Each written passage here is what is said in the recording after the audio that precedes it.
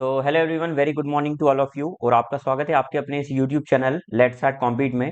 और जैसा कि आपको पता है कि हम एसएससी जीडी के प्रैक्टिस सेट यहाँ पर कवर कर रहे थे, और उसी के चलते आज मैं 23 जनवरी 2023 में जो फर्स्ट शिफ्ट में एग्जाम कंडक्ट हुआ था उसके पूरे 20 क्वेश्चन यहाँ पर जीडी के कवर करने वाले हैं। तो फटाफट से कनेक्ट हो जाइए भाई, सभी को वेरी गुड मॉर्निंग। ठीक है, पहला क्वेश्चन देखिए आपकी स्क्रीन के ऊपर ये रहा। 1000 रुपए के बिल पर लागू 32% की छूट और 20% की छूट और 12% की छूट, दो क्रमिक छूट के बीच का अंतर ज्ञात करिए। देखो यहाँ पर ये बोला गया है, क्वेश्चन हिंदी में थोड़ा सा समझ नहीं आ रहा है। Applied to a bill of ₹10,000, 10,000 रुपए की राशि पर, 10,000 रुपए की राशि है आपके पास। The difference between discount of 32% and successive discount of 20 and 12%। यहाँ पर ये बोला है कि 32% की छूट, यदि वो 32% की छूट देता है और या फिर वो उसकी जगह दूसरी छूट देता है 20% तथा 12% की, दो सक्सेसिव मतलब क्रमिक छूट देता है। तो आपको बताना है कि अगर ये देता है और फिर ये देता है तो इन दोनों में डिफरेंस क्या है, इन दोनों में अंतर क्या है, वो निकालना है आपको। तो एक बात बताइए, यदि मैं परसेंटेज में डायरेक्ट अंतर निकाल लूं तो उससे ही अपना आंसर आ जाएगा। तो एक बात बताइए, ये तो ओवरऑल 32% आ रहा है, ये तो ओवरऑल 32% आ रहा है, क्या इसको मैं ओवरऑल निकाल निकाल सकता हूँ? जब भी दो सक्सेसिव डिस्काउंट दिए जाते हैं तो उसका फॉर्मूला मैंने आपको डायरेक्ट बताया हुआ है सॉल्व करने का, x plus y minus x y upon में 100। ये हमेशा समझाता हूँ, दो सक्सेसिव डिस्काउंट जब दिए जाते हैं तो क्या करते हैं। ठीक है तो क्या करेंगे, 20 + 12 माइनस में 20 × 12 अपॉन में 100। ठीक है, तो कितना हो जाएगा, ये तो हो जाएगा सर 32 माइनस में ये कितना आ जाएगा 24, तो 2.4 आएगा, ये 0 पॉइंट, हाँ 2.4% जाएगा, 2.4। एक बात बताइए, ये ओवरऑल इसको सॉल्व करके आएगा और ये इसको सॉल्व करके आएगा, तो इनमें देखो 32% तो इसमें भी सर, 32% इसमें भी, तो डिफरेंस कौन क्रिएट कर रहा है, 2.4। तो मतलब इन दोनों में जो डिफरेंस है वो कितने परसेंट का है, 2.4% का है। ठीक है, 2.4% हमको किसका निकालना है, 10,000 का। तो हम क्या बोलेंगे सर, 2.4% ऑफ 10,000। ठीक है, ये पॉइंट हटाकर एक जीरो नीचे आ जाएगा, परसेंटेज हटाकर दो जीरो वाला नंबर नीचे आ जाएगा, 1 2 3 नंबर काटे, 1 2 3 नंबर काटे, तो आंसर आ जाएगा 240। ठीक है, तो उम्मीद करता हूँ कि ये क्वेश्चन आपको समझ में आया होगा। अब देखिए हम करने क्या वाले हैं कि जैसे आज आपकी जो तारीख हो रही है वो हो रही है आज 11 फरवरी। आपकी 11 फरवरी आज कंप्लीट हो गई है, और ये सेट हम आपके 15 तारीख तक, आई थिंक नहीं 15 नहीं 14 तक ये सेट कंटिन्यू करेंगे। और उसके बाद 14 या मतलब 2 दिन और क्लास लूंगा मैं आपकी एसएससी जीडी की। उसके बाद ये क्लास बंद करके मैं एक क्लास ऐसी लाने वाला हूँ स्पेशल, जिसमें पूरे एसएससी जीडी के, क्योंकि देखो पूरे सेट तो कवर हो नहीं पाएंगे, ये मैंने आपसे पहले भी बोला था कि मैं कोशिश करूंगा जितने मैक्सिमम हो जाए। तो अब मैंने ये डिसाइड किया, क्योंकि बहुत सारे बच्चों के मेरे पास मैसेज ये आ रहे हैं कि सर हमारा एसएससी में मतलब जो जीडी के मॉक टेस्ट लगा रहे हैं उसमें स्कोर नहीं बढ़ रहा है। तो भाई लास्ट टाइम में स्कोर कभी भी नहीं बढ़ता है। यदि आप लास्ट टाइम में जाकर ये सोच रहे हैं कि स्कोर हमारा बिल्कुल उनके जैसा जाए जो पहले से प्रिपरेशन कर रहे हैं, तो ऐसा नहीं होगा। थोड़ा सा ये चीज आपको माइंड से हटाना पड़ेगा। और ये चीज जो भी बोल रहा है ना आपसे कि भाई आप 4 दिन में या 5 दिन में एसएससी जीडी में टॉप कर सकते हैं, ये सब फालतू बात है, ऐसा कुछ नहीं होता है। और स्पेशली मैथ्स की यदि मैं बात करूँ तो मैथ्स में ऐसा नहीं होता, कंसेप्ट समझना पड़ता है। लेकिन हाँ, मैं आपको एक तरीका बता सकता हूँ जिससे आप मैक्सिमम स्कोर कर सकते हैं, मैक्सिमम कम समय में ज्यादा स्कोर कर सकते हैं। और वो तरीका ये है कि सर जो भी प्रैक्टिस सेट हमने कराए हुए हैं या कहीं से भी आपने करे हुए हैं ना, तो वो प्रैक्टिस सेट में जो क्वेश्चंस इंपॉर्टेंट है ना उनको ध्यान से देखिए। जैसे फॉर एग्जांपल आपको वॉल्यूम ऑफ क्यूब निकालने का आया, तो वॉल्यूम ऑफ क्यूब निकालने के क्वेश्चंस बार बार रिपीट हो रहे हैं। वॉल्यूम ऑफ सिलेंडर निकालने क्वेश्चंस बार बार रिपीट हो रहे हैं। ठीक है, कुछ कुछ वेट, ये आपने बेईमान दुकानदार वाले क्वेश्चन आपके रिपीट हो रहे हैं। तो ये जो सेम पैटर्न के क्वेश्चंस आप देख रहे हैं, ये जो रिपीट हो रहे हैं, इनको ध्यान से एक बार देख लें, इनको ध्यान से देख लें, इनको करने का तरीका क्या है। क्योंकि इसी तरीके क्वेश्चन यदि आपके एग्जाम में आते हैं तो वो गलत नहीं होना चाहिए। समझ में आ रही बात? हालांकि जिसने प्रैक्टिस सेट अगर पूरे कवर कर लिए और उनके क्वेश्चन पूरे अच्छे से करके चले गया, तो ये तो 100% गारंटी है भाई, आप पेपर में 90-95% अच्छा करके आएंगे। क्योंकि मैं देख रहा हूँ पूरे क्वेश्चन रिपीट हो रहे हैं शिफ्ट में। ठीक है, अब दूसरी बात ये आती है सर कि अभी हम क्या करने वाले हैं। मैं बोल रहा हूँ आपकी 2 दिन और मैं क्लास लूंगा कंटिन्यू एसएससी जीडी की। उसके बाद मैं आपका एक ऐसा सेट लाने वाला हूँ जिसमें पूरे इंपॉर्टेंट क्वेश्चंस होने वाले हैं। ये जो आपका 76 सेट्स में कवर हुआ था एग्जाम एसएससी जीडी 2023 का, इसके पूरे सेट्स उस एक क्लास में मैं लाने वाला हूँ।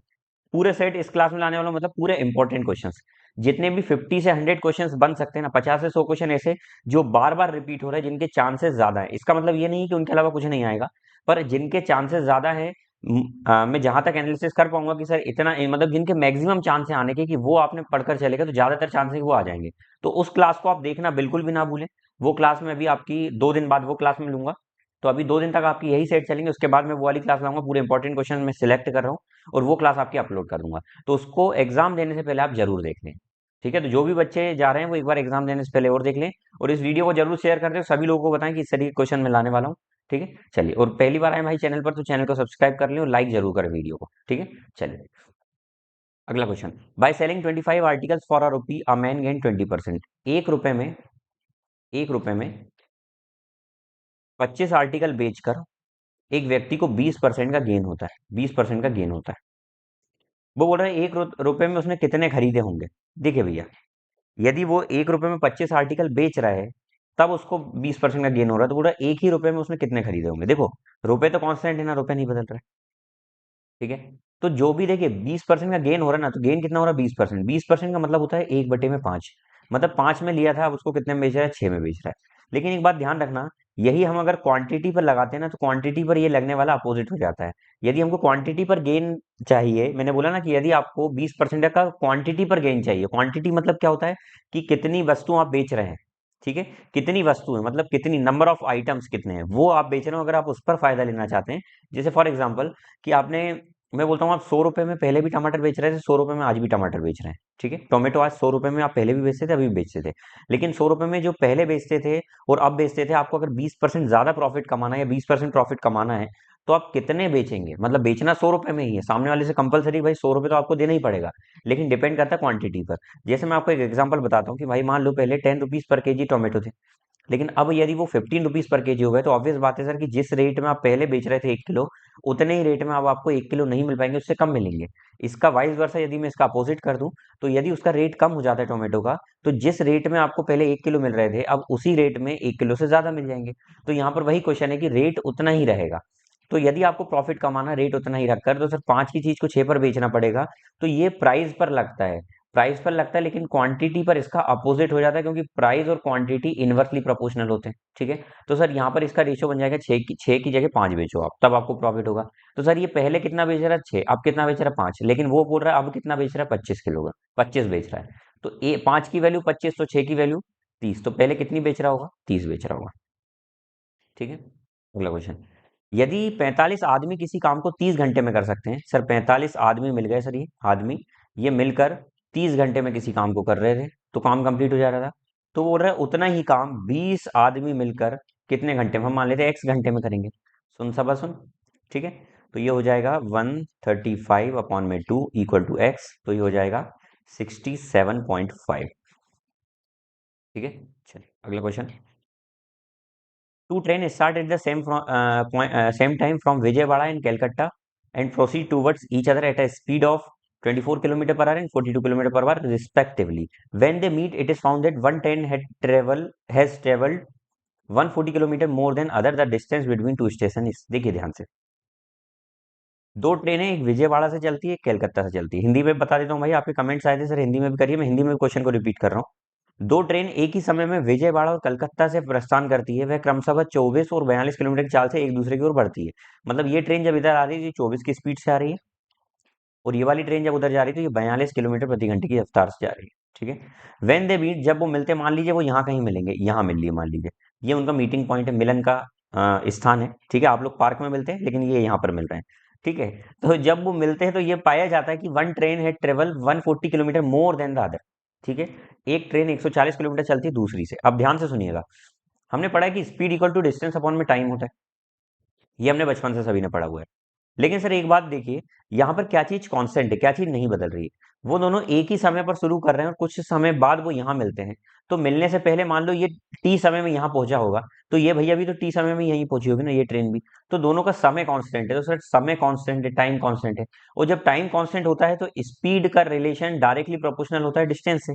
क्या बात समझ में आ रही।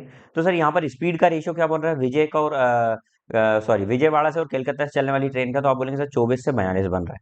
तो इसको अगर मैं काट दूंगा, तो कितने बार में कट जाएगा, 6 4 या 24, 6 7 या 42। तो यदि स्पीड का रेशियो ये बन रहा है, तो डिस्टेंस का रेशियो भी क्या बनेगा, 4:7 ही बनेगा। क्या इतनी बात समझ में आ गई। वो बोल रहा है कि मिलने के बाद ये पाया गया कि एक ट्रेन दूसरी से 140 किलोमीटर अधिक चल रही है। मतलब देखो, एक डिस्टेंस 4 कवर कर रही है एक साथ, तो कितना अधिक कवर कर रही है एक, तो 3 अधिक कवर कर रही है। तो 3 की वैल्यू कितनी दी हुई है, 140।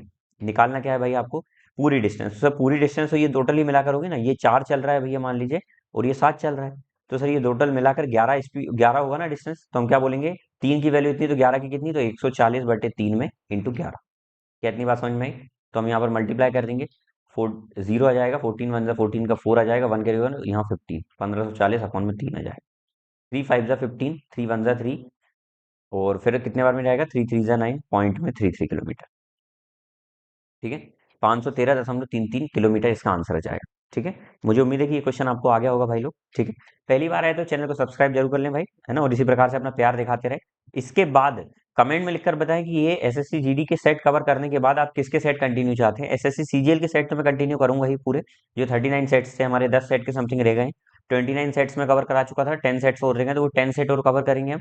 उसके बाद आपको किसका करना है, रेलवे असिस्टेंट लोको पायलट का कवर करना है, या एनटीपीसी के, या ग्रुप डी के, तीनों में से आप बता सकते हैं कि कौन सा सेट आपको कवर करना है। ठीक है, चलिए, दो बकेट है जिसमें दूध और पानी 4:1 में और 7:2 में। पहली बकेट में सर 4:1 में, और दूसरी बकेट में 7:2 में। इसको करने का सबसे बेस्ट तरीका बता रहा हूँ, ध्यान से सुनिएगा।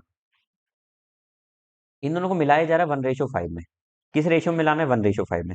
सर जिस भी रेशियो में मिलाना है तो उस रेशियो में मिलाने से पहले सबसे पहला काम ये है आपको कि इसकी क्वांटिटी सेम करना पड़ेगा। ये टोटल कितना हो रहा है सर, तो ये हो रहा है टोटल 5, और ये टोटल कितना हो रहा है, तो आप बोलेंगे सर टोटल ये हो रहा है 9। तो सबसे पहले इनको सेम बनाने के लिए क्या करूंगा, तो सर आप करेंगे पहले ऊपर का 9 का मल्टीप्लाई कर दो, नीचे कर दो 5 का मल्टीप्लाई, तो अब ये इक्वल हो जाएंगे, क्वांटिटी इनकी इक्वल हो जाएगी। अब इसको किस रेशियो में मिलाना, 1:5 में। तो जिस अनुपात में मिलाना, पहले वाले का 1 रेशियो, दूसरे वाले का 5 रेशियो, बस इसको ही सॉल्व करना और कुछ नहीं करना है। ठीक है, चलिए, तो इन दोनों का मल्टीप्लाई करना हमको किस में, इन दोनों में। तो 9 1 जा 9 हो गया, 9 4 जा 36 रेशियो में, 9 1 जा 9। अब ये 5 5 जा 25, 25 7 से कितना होता है, 175। इतना बड़ा होता है क्या, होगा। वो दूसरा क्या होगा, 25 2 जा 50। क्या बात समझ में आ गई इतनी, मुझे उम्मीद है कि इतनी बात समझ में आई होगी। अच्छा, ये दोनों कट रहे हैं, आप देखें ना, तो 25 7 से कट जाएगा, 25 2 से कट जाएगा। अरे काटने से क्या मतलब है भाई, पूरा मल्टीप्लाई तो करना है, कुछ गलत तो नहीं हो रहा है ना, आप देख लीजिए। चलिए, अब इनको ऐड कर देते हैं, तो ये हो जाएगा सर 59, और ये हो जाएगा 211। क्या निकालना है सर, वाटर और मिल्क का रेशियो। अच्छा, वाटर और मिल्क का निकालना था, ये रेशियो देखिए मिल्क और वाटर का दिया है। अब देखिए यहाँ पर थोड़ा सा ध्यान रखने वाली बात ये जो हमने सॉल्व करा ना, ये मिल्क और वाटर का रेशियो आ रहा है, मिल्क और वाटर का रेशियो आ रहा है, और ये हमेशा से मैं आपकी क्लास में बोलता आया हूँ भाई, इस तरीके से एग्जामिनर घुमाता है। अब ये मिल्क और वाटर हमने निकाला, लेकिन उसने पूछ किसका लिया, वाटर और मिल्क का। तो आप ध्यान रखिए, वाटर और मिल्क का रेशियो ये होगा, आप फ्लो में ये लगा कर आ जाएंगे। बहुत सारे स्टूडेंट ने ये मिस्टेक कर आए हैं भाई। ठीक है, तो बिल्कुल इस चीज का ध्यान रखें कि आपको जब भी इस तरीके के क्वेश्चन आए ना, तो आपको ध्यान से देखना रेशियो वाले क्वेश्चन में कि मिल्क और वाटर पूछा है या वाटर या मिल्क पूछा है। ठीक है, फाइंड करते टाइम ध्यान रखें। ठीक है, A principal become 1458 at the rate of 8% per annum compound interest in 2 year and interest is compounded annually. What is principal? भैया एक प्रिंसिपल है, प्रिंसिपल पर 8% ब्याज लगता है, कंपाउंड इंटरेस्ट। 8% का मतलब होता है 2/25, मतलब कोई भी राशि 25 से कितनी हो जाएगी, 27 हो जाएगी। लेकिन 2 साल में कितनी हो जाएगी, तो आप बोलेंगे 2 साल में स्क्वायर हो जाएगी। तो 7 ये आ जाएगा, जो भी हो, हम इसको सॉल्व नहीं कर रहे हैं। तो बोला प्रिंसिपल कितना है, तो प्रिंसिपल सर जो भी होगा, देखिए प्रिंसिपल जो भी होगा वो 25 का स्क्वायर के फॉर्म में होना चाहिए, मतलब उसमें 25 बैठा होना चाहिए। सॉल्व करना ही नहीं है अभी हमको, ये प्रिंसिपल और अमाउंट का रेशियो आ गया। तो सर ये प्रिंसिपल में 25 तो हमेशा बैठा होगा। 25 का डिविजिबिलिटी रूल क्या होता है, किसी भी संख्या के आखिरी दो अंक यदि 25 से भाग हो रहे हैं, तो वो संख्या पूरी 25 से भाग होगी। देखिए 80 25 से भाग नहीं होता है, 80 25 से भाग नहीं होता है, 10 25 से भाग नहीं होता है, 50 25 से भाग होता है। तो यही आंसर है। तो 25 का मल्टीपल एक ही आंसर था, इसको करके आगे बढ़ जाना था। ठीक है, चलिए। A number first increase by 20%। एक संख्या को पहले 20% बढ़ाया जाता है, पहले 20% बढ़ा दिया भैया, फिर उसको 20% कम कर दिया, फिर उसको 20% कम कर दिया। तो इसमें कितना चेंज आया, सर वही फॉर्मूला लगा देते हैं, plus minus x plus minus y plus minus x y upon में 100। ये पढ़ा है हमने। चलिए, तो पहले 20% बढ़ाएंगे, फिर माइनस 20% करेंगे, फिर माइनस में हो जाएगा 20 × 20। माइनस क्यों करा, क्योंकि एक्स और वाई का मल्टीप्लाई होना, तो एक प्लस का एक माइनस का है, तो माइनस ही आ जाएगा अपॉन में 100। सुन सवा सुन, दो सुन गए, ये कट गया। तो माइनस का 4% इसका आंसर आएगा। माइनस का 4% मतलब 4% का डिक्रीज। ठीक है, a trader gained 10% after selling an item for rupees 15% discount on mark price, then what is the ratio of cost price and mark price? ये क्वेश्चन तो डायरेक्ट आता है भाई, एमपी और सीपी का डायरेक्ट आपको एक फॉर्मूला में बताता हूँ हमेशा से।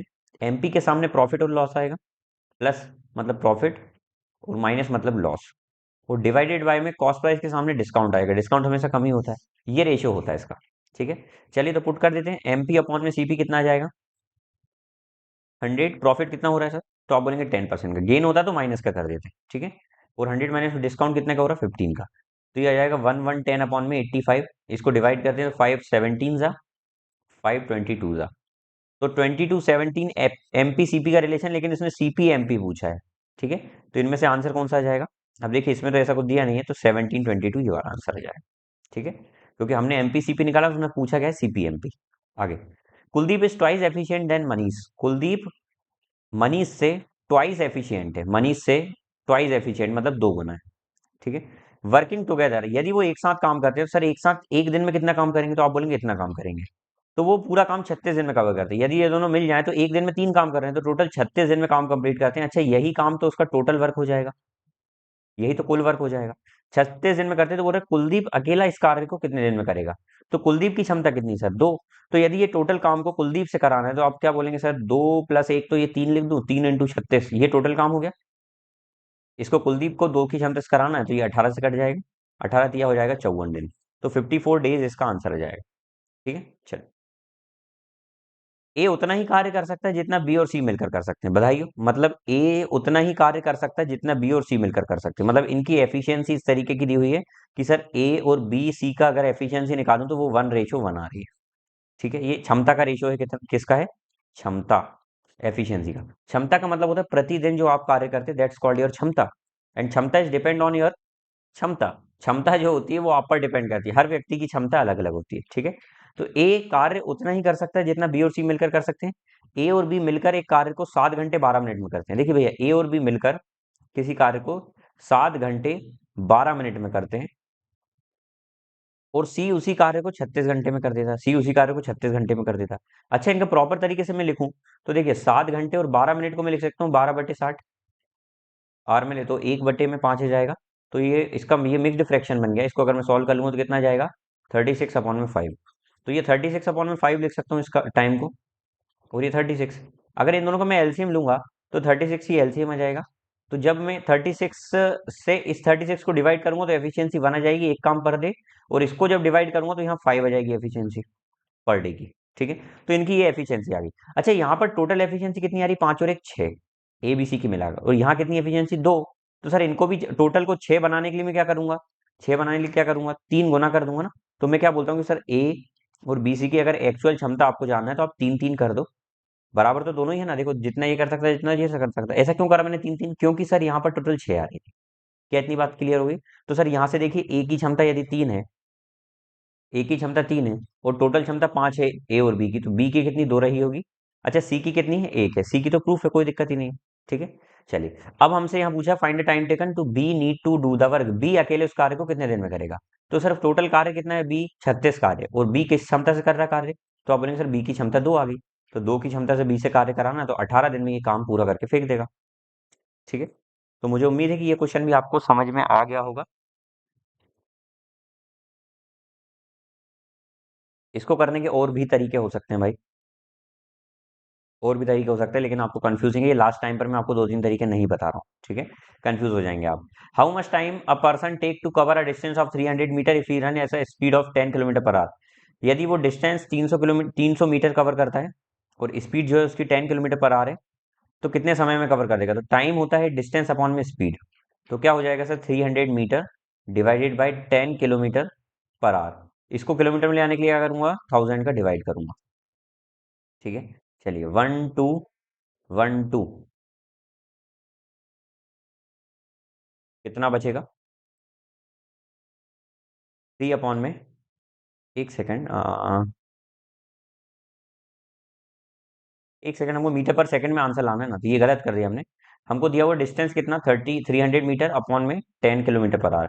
किलोमीटर पर आवर को मीटर पर सेकंड में लाने के लिए 5/18 का मल्टीप्लाई करेंगे, तो ये मीटर में आ गया, ये मीटर पर सेकंड में आ गया। तो हमारा आंसर अब सेकंड में आएगा, ये मीटर कटने के बाद। ठीक है, चलिए। तो ये 10 से एक जीरो कट गया, 5 से ये 6 बार में कट गया, 18 6 का कितना होता है? 108। 108 सेकंड का मतलब क्या होगा? सर इसको 60 सेकंड अलग कर दूं और 48 सेकंड अलग कर दूं, तो 60 सेकंड का मतलब तो हो गया 1 मिनट और 48 सेकंड। 1 मिनट 48 सेकंड इसका आंसर है। ठीक है, एक बैंक 10,000 रुपए की राशि 6% की दर से ली जाती है, जो अर्धवार्षिक रूप से चक्रवृद्धि होती है। 1.5 वर्ष बाद कितनी राशि वापस लौटानी होगी? भैया 10,000 की आपने राशि उधार ली, 6% के अकॉर्डिंग आप उसको पे कर रहे हैं। अर्धवार्षिक का मतलब होता है half yearly. Sir half yearly अगर देखिए 6% आपको 12 मंथ में लग रहा था, और आप कैलकुलेट कराना चाह रहे हैं अर्धवार्षिक, मतलब 6 मंथ में, एवरी 6 मंथ, तो हर 6 मंथ में आपका 3-3% ब्याज लगेगा। लेकिन बोल रहा है रिटर्न कर रहा है 1.5 ईयर, 1 साल, 1.5 साल में ये आपको वापस कर रहा है। तो यहाँ पर सर 3 महीने में 6 मंथ तो लग ही रहा है, और वो लौटाने का बोल रहा है 1.5 ईयर में। 1.5 ईयर का मतलब होता है सर कि सर 6-6 महीने की 3 साइकिल चलेंगी। मतलब जो ब्याज है वो 3% लगेगा, फिर अगले 6 महीने में 3% लगेगा, फिर 3% लगेगा, तो इस तरीके से 18 महीने पूरे हो जाएंगे। और 18 महीने का मतलब ही 1.5 वर्ष होता है। क्या इतनी बात समझ में आ गई? अब आपसे क्या बोला है, आपको, ठीक है, अमाउंट निकालना कि वो कितना पे करेगा। ठीक है, तो इसको निकालने का मैं बेस्ट तरीका बता देता हूँ आपको। देखिए, पहले साल 3% लगेगा। देखो, एक मैं आपको डायमंड रेशियो पढ़ाता हूँ हमेशा से। डायमंड रेशियो, डायमंड रेशियो 3 वर्ष का क्या होता है, 3 वर्ष का डायमंड रेशियो क्या होता है, तो वो होता है सर 3:1। ठीक है। अच्छा, 3% लग रहा है, राशि कितनी है, 10,000 है।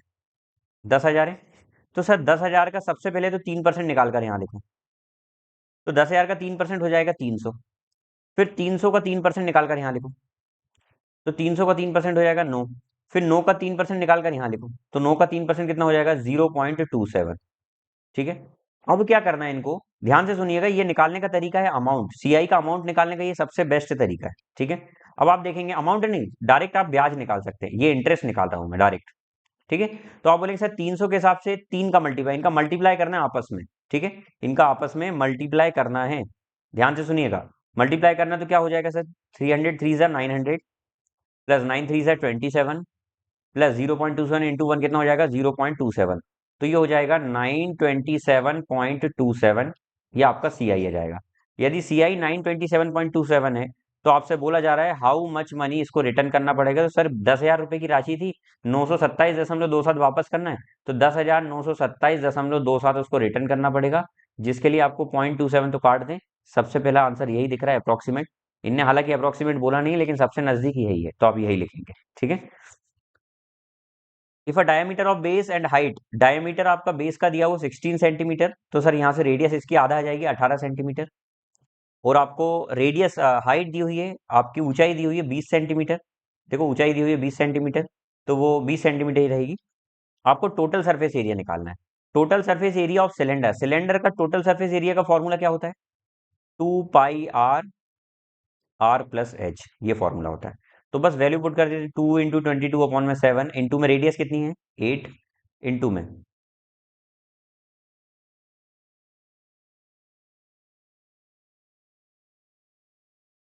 इंटू में r+h, तो 8 + 20। ठीक है। तो देखिए, आंसर 11 का मल्टीपल होना चाहिए भैया।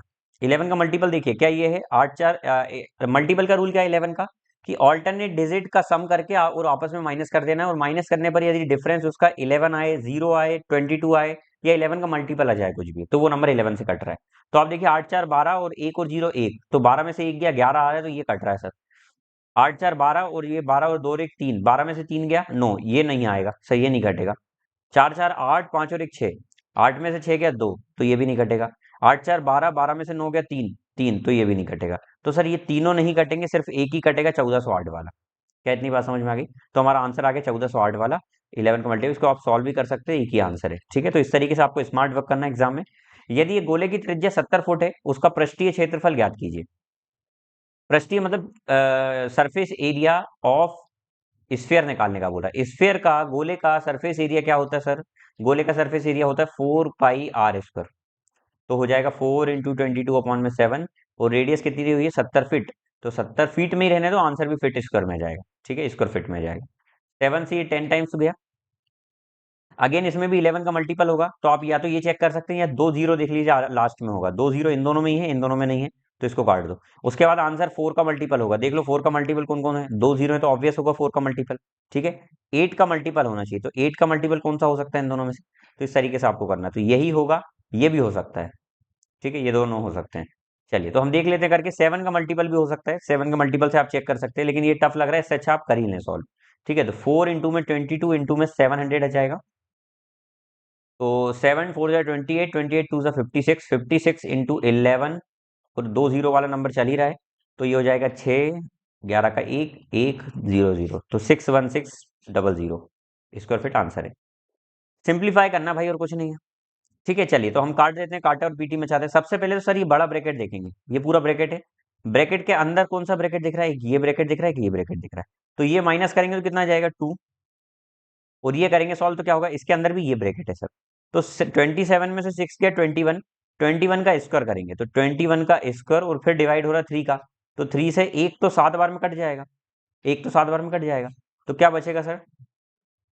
21 × 7, 9 बार में कटेगा क्या? 370, बिल्कुल सही है। देखिए ये समझ में नहीं आया तो फिर से बता देता हूं मैं।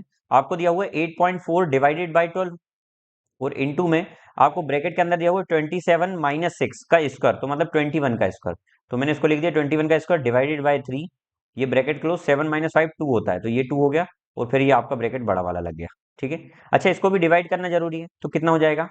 12 7 जा, लेकिन एक के पहले पॉइंट था तो मैं पॉइंट लगा दूंगा, तो ये 0.7 कहलाएगा। इनटू में आप क्या करेंगे? इसको काटेंगे तो सर ये 21 × 21 ही तो होगा, और डिवाइड बाय 3 होगा। तो एक काट दो 7 बार में, तो 21 7 जा बचा, तो क्या हो जाएगा 21 7 जा? तो आप बोलेंगे सर 21 × 7 रहेगा, और फिर यहाँ ब्रैकेट क्लोज होके एक ये 2 भी आ रहा है। ठीक है, तो ये पूरा सॉल्व करेंगे साथ में। तो सभी को मल्टीप्लाई कर देते हैं, आप कुछ नहीं करना है। तो 0.7 तो यहीं रहने दीजिए सर। 21 7 सा हो जाएगा, 7 1 7, 7 2 14, 147 इंटू 2। 147 2 सा कितना हो जाएगा? 294 इंटू में 0.7। 0.7 में पॉइंट को रिमूव कर दो, 7 का मल्टीप्लाई करो, 7 4 28 का 8, 2 कैरी ओवर, 7 9 63 और 2 65 का 5। देखिए एक ही आ रहा है 5 8, करना ही नहीं है सॉल्व का। 5 6 यहाँ, 7 2 14 और 6 20। ठीक है, एक के पहले पॉइंट, एक के पहले पॉइंट 205.8, या फिर आपको मैंने पहले ही बता दिया यूनिट डिजिट से सॉल्व करें, एक में ही दिख रहा था 0.8। ठीक है। जॉन का मासिक व्यय उसके मासिक वेतन का 85% है। जॉन का मासिक व्यय व्यय उसके मासिक वेतन का 85%, मतलब जॉन भाई जो है ना, उनका जो एक्सपेंडिचर है ना, मंथली एक्सपेंडिचर है, वो 85% है सैलरी का। और जैक भैया जो है ना, जैक का जो मंथली एक्सपेंडिचर है वो कितना है? 90% है। अगर उनका कंबाइंड एक्सपेंडिचर, भैया जब भी दो सेपरेट दिया हो और एक कंबाइंड दिया हो, तो वहां पर क्या लग जाता है? एलिगेशन। तो सर यहाँ पर दोनों का कंबाइंड दिया हुआ है 88%। तो सर यहाँ पर देखिए ये एक्सपेंडिचर आ रहा है ना, एक्सपेंडिचर कहाँ से निकलता है? सैलरी से निकलता है ना। तो यहाँ पर ये सॉल्व करने पर आएगा, ये रेशियो किसका आएगा? तो सर ये जो रेशियो होगा ये इनकम का रेशियो आएगा, इनकम का रेशियो आएगा, इस चीज को ध्यान रखना। तो सर इन दोनों का डिफरेंस कितना आ गया? तो आप बोलेंगे 2। इन दोनों का डिफरेंस कितना आ गया? तो आप बोलेंगे 5, 5 नहीं 3। तो 2:3 में इनकी इनकम आ गई। उसमें बोला गया है कि जॉन की जो मंथली सैलरी वो 60,000 है, जॉन की मंथली सैलरी 60,000 है, 60K है। मतलब कितने गुना? 30 गुना। तो ये आ जाएगी कितनी? 90K, 90,000। 90,000 इसकी सैलरी आ जाएगी। ठीक है, अगला क्वेश्चन देखिए। Ram cover 500 kilometre in 20 hours in traffic. Ram जो है वो 500 किलोमीटर की दूरी 20 घंटे में तय करता है। यदि वो कुछ दूरी बाइक से कवर करता है 30 की स्पीड से, और कुछ दूरी कार से कवर करता है 20 की स्पीड से, तो कुल दूरी उसने कितनी तय की, ये निकालना है। भैया मैं इसमें भी मिक्स एंड एलिगेशन लगाऊंगा। आप बताइए स्पीड क्या होती है? डिस्टेंस अपॉन में टाइम होती है। यदि मैं स्पीड पर एलिगेशन लगा रहा हूं ना, स्पीड पर यदि मैं एलिगेशन लगा रहा हूं, ध्यान से सुनिएगा, स्पीड पर यदि मैं एलिगेशन लगा रहा हूं, तो उसके इसमें रेशियो जो है वो टाइम का निकलेगा, जो डिवाइड में होता है उसका रेशियो निकलता है। रेशियो किसका निकलेगा? टाइम का रेशियो निकलेगा, ये बात ध्यान रखिएगा। तो सर यहां पर अगर मैं देखूं तो सर पहले वो बाइक से किस स्पीड से जा रहा है, तो आप बोलेंगे सर बाइक से 30 किलोमीटर प्रति घंटे की स्पीड से जा रहा है। दूसरा, कार से कितनी स्पीड से जा रहा है, तो आप बोलेंगे सर 20 किलोमीटर प्रति घंटे की स्पीड से। बहुत ही इंपॉर्टेंट क्वेश्चन है, इसको करने का तरीका सबसे इंपॉर्टेंट बता रहा हूँ, ध्यान रखिएगा इस तरीके को। और यदि ओवरऑल देखें तो सर 500 की दूरी 20 घंटे में जा रहा है, तो 500 की दूरी यदि मैं 20 घंटे में देखूं तो ओवरऑल इसकी एवरेज स्पीड कितनी आ जाती? 25 किलोमीटर पर आवर आ जाती। तो यहाँ पर लिख दिया मैंने 25 किलोमीटर पर आवर। यदि मैं यहाँ पर डिफरेंस ले लूंगा तो सर यहाँ 5 आ जाएगा और यहाँ 5 आ जाएगा। तो डिफरेंस क्या आ रहा है? 1:1। ये 1:1 क्या है सर? टाइम है सर। क्या बात समझ में आ रही है? टाइम है। तो सर एक रेशियो एक टाइम लगेगा, और यहाँ पर टोटल टाइम कितना हो रहा है? 2, और वो कितना बोल रहा है सर? टोटल टाइम तो 20 घंटे लग रहा था। तो सर 10 घंटे वो बाइक से जा रहा है और 10 घंटे वो कार से जा रहा है। तो यहाँ पर पूछा है कि वो बाइक से कितने किलोमीटर गया, तो सर 30 की स्पीड से यदि वो 10 घंटे तक चला होगा बाइक से, तो सर उसने कितना 300 किलोमीटर कवर कर दिया होगा। यही आपका आंसर है। ठीक है, तो यही आपका बेस्ट तरीका था। अब यहाँ पर बोला गया है कि find the length of greatest possible scale. एक कमरे की ये ऊंचाई लंबाई और ये सब दी हुई है, सभी विमानों का यथार्थ मापने के लिए सबसे बड़े पैमाने की लंबाई ज्ञात करिए। भैया देखिए, इसको नापने के लिए आपको ऐसा कुछ स्केल चाहिए जिससे ये सभी नापे जाए। जैसे फॉर एग्जांपल मैं अगर 3-3 सेंटीमीटर की स्केल ले लेता हूँ, तो 3 सेंटीमीटर में 10 मीटर कवर नहीं हो पाएगा, ना 16 हो पाएगा, ना 14 हो पाएगा। लेकिन यदि मैं 2-2 मीटर के अगर स्केल ले लेता हूँ, 2 मीटर का एक स्केल लेता हूँ, तो 2 मीटर में 10 मीटर भी मैं मेजर कर सकता हूँ, 14 मीटर भी मैं मेजर कर सकता हूँ, और 16 मीटर भी। मतलब इससे क्या बात समझ में आ रही है सर? कहीं ना कहीं इन सब को डिवाइड करने वाले नंबर को हम स्केल के फॉर्म में ले रहे हैं, और वो सबसे बड़ा नंबर लेना है, क्योंकि उसने बोला ना ग्रेटेस्ट। तो सबसे बड़ा इन सबको काटने वाला, मतलब सबसे बड़ा कटैया, मैं हमेशा से बताता हूँ, सबसे बड़ा कटैया को हम बोलते हैं एचसीएफ, हाईएस्ट कॉमन फैक्टर। और सबसे बड़ा कटैया को बोलते हैं हाईएस्ट कॉमन फैक्टर। और एलसीएम क्या होता है? एलसीएम का मतलब होता है, कटैया नहीं होता, एलसीएम का मतलब होता है काटने वाला, सबसे छोटा इन सबको काटने वाला। क्या बात समझ में आ रही है? वो एलसीएम होता है, लीस्ट कॉमन मल्टीपल। तो सर यहाँ पर हम बात कर रहे हैं हाईएस्ट कॉमन फैक्टर की, मतलब हाईएस्ट कॉमन, हाँ एचसीएफ, हाईएस्ट कॉमन फैक्टर की, जो इन सभी को डिवाइड कर दे। सबसे बड़ा कटैया जो होता है वो एचसीएफ होता है। तो यदि मैं एचसीएफ निकालूंगा ना 16 का, 14 का और 10 का, तो ये क्या आ जाएगा? एचसीएफ इसका 2 आ जाएगा। क्या बात समझ में आ गई? तो 2 मीटर इसका एचसीएफ आ जाएगा, यही आंसर है। और इसका मैं एक और तरीका बताता हूँ सर, इनका डिफरेंस क्या हो रहा है? 2, इनका डिफरेंस क्या हो रहा है? 4, फाइनल डिफरेंस क्या हो रहा है? 2। तो इन सभी का यदि मैं देखूंगा तो ओवरऑल इन सबसे कटने वाला 2 ही एक ऐसा नंबर है जो इन सबको मेजर कर पा रहा है। ठीक है, ये शॉर्ट ट्रिक थी। अगला देखें, रेवंत ने 8 कमीजें 480 के कुल लाभ पर, 8 कमीजें खरीदी उसने 480 के कुल लाभ पर, इतने प्रॉफिट पर, और 12 कमीजें और खरीदी 160 रुपए के कुल लाभ पर, 160 रुपए कुल लाभ पर बेची।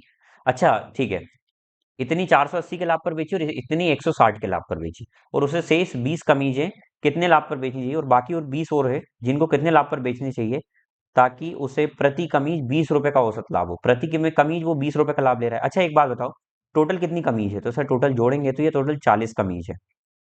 यदि हर एक पर वो 20 रुपए का प्रॉफिट कमाना चाहता है औसतम, तो 40 कमीज पर कितना कमा लेगा सर? तो आप बोलेंगे सर 800 रुपए कमा लेगा। सर 480 यहाँ कमा रहा है, 160 प्रॉफिट यहाँ कमा रहा है, तो बचा हुआ यहाँ 160 यहाँ पर कमाएगा ना, 160 रुपए, तभी तो टोटल प्रॉफिट 800 रुपए कमा पाएगा। तो सर 20 कमीज जो लास्ट की बेच रहा है ना, उन पर ओवरऑल 160 रुपए, लेकिन प्रति कमीज पर कितना? तो सर 20 कमीज पर यदि वो 160 रुपए प्रॉफिट कमा रहा है, तो हर कमीज पर कितना कमाएगा? 8 रुपए का प्रॉफिट कमाकर बेचेगा। तो यही 8 रुपए इसका आंसर है। ठीक है, अगला क्वेश्चन देखें। According to wildlife census there were 550 panthers in 2021 in Rajasthan. वन्यजीव गणना के अनुसार राजस्थान में 221 में 550 तेंदुए थे, 550 तेंदुए थे। अगले वर्ष इसके 2% बढ़ने की संभावना है, तो 2022 में ये कितने हो जाएंगे? अगले वर्ष 2% बढ़ रहे हैं, मतलब ये कितना हो जाएंगे सर? अपने आप का 102% हो जाएंगे। परसेंट हटाकर नीचे क्या आ जाएगा? 100। तो सिंपल परसेंटेज का क्वेश्चन था और कुछ नहीं था। 55 टू सा 110 होता है, 0 1 आ जाएगा, 56 आ जाएगा, और एक के पहले ये नीचे 10 चल रहा था, एक 0 कट गया, तो ये आंसर आ जाएगा 561। तो यही आपका आंसर है। ठीक है, अगला क्वेश्चन। चलिए, तो ये होगा आपके भाई 23 तारीख की फर्स्ट शिफ्ट के क्वेश्चंस पूरे कवर। शाम को आज एक और क्लास होने वाली है आपकी, जिसमें मैं सेकंड शिफ्ट लेकर आ रहा हूँ। ठीक है, अगर शाम को नहीं हो पाती है तो मैं पहले ही कोशिश करता हूँ कि आपकी 3 बजे की समथिंग तक ही एक और क्लास हो जाए। तो इस क्लास को देखने के बाद रेडी रहें, मैं टेलीग्राम पर मैसेज कर दूंगा। आप पहली बार है तो हमारा टेलीग्राम चैनल जरूर ज्वाइन कर सकते हैं। मुझे इंस्टाग्राम पर फॉलो कर सकते हैं, ayush.sharma7869 के नाम से। तो आप कहीं पर भी कनेक्ट हो सकते हैं। इंस्टाग्राम पर आप मुझे मैसेज कर सकते हैं, कोई प्रॉब्लम है तो। ठीक है, क्योंकि मैं वहां पर रिप्लाई दे ही देता हूँ, कभी ना कभी आपको रिप्लाई मिल ही जाएगा वहाँ। ठीक है, चलिए तो फिर मिलते हैं अगली क्लास में। तब तक के लिए अपना ध्यान रखिए, मस्त रहिए, व्यस्त रहिए। जय हिंद, वंदे मातरम।